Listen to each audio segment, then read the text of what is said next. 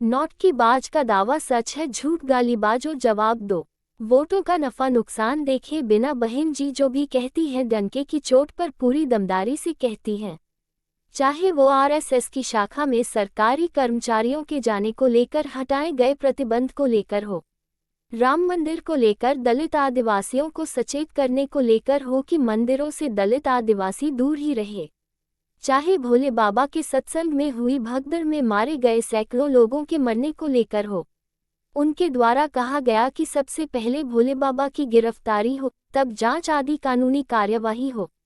ये जानते हुए भी भोले बाबा के सत्संग में जाने वाले अधिकांश लोग जाटव समुदाय के हैं और उनकी तादाद लाखों में भी हो सकती है। फिर भी बहन जी ने ऐसा करने का जोखिम लिया, जबकि दूसरे सभी दलों के नेता इस मामले पर चुप्पी साध गए। बहन जी ऐसा क्यों करती है, जानते हुए भी कि इससे वोटों का बहुत नुकसान हो सकता है? ऐसा इसलिए है क्योंकि बहन जी का उद्देश्य मात्र सत्ता प्राप्त करना नहीं है। समाज में फैले अंधविश्वास, पाखंड और कर्मकांड को दूर कर समाज को जागरूक कर सामाजिक परिवर्तन करना है। न्याय और इंसाफ जैसे शब्दों का भारत के जनमानस पर बड़ा प्रभाव है और खासतौर से दलित आदिवासी समाज पर, क्योंकि ये समाज न्याय पाने से सदैव वंचित रहा है। इस समाज की इसी वंचना का फायदा विरोधी दल उठाते हैं। धूर्त राजनेताओं के द्वारा सामाजिक न्याय की बातें की जाती है, जबकि इनके द्वारा कभी ये नहीं बताया जाता कि इनके सामाजिक न्याय में दलित आदिवासियों के लिए क्या है।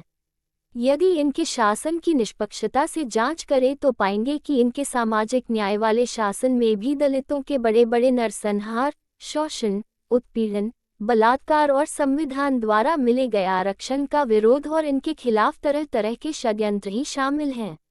बस सामाजिक न्याय की बातें करके दलित आदिवासियों के वोट लेना चाहते हैं, जबकि बीएसपी इस शोषण, अत्याचार, उत्पीड़न वाली व्यवस्था को ही बदलना चाहती है, उसमें परिवर्तन लाना चाहती है। इसीलिए बीएसपी सामाजिक परिवर्तन की बात करती है।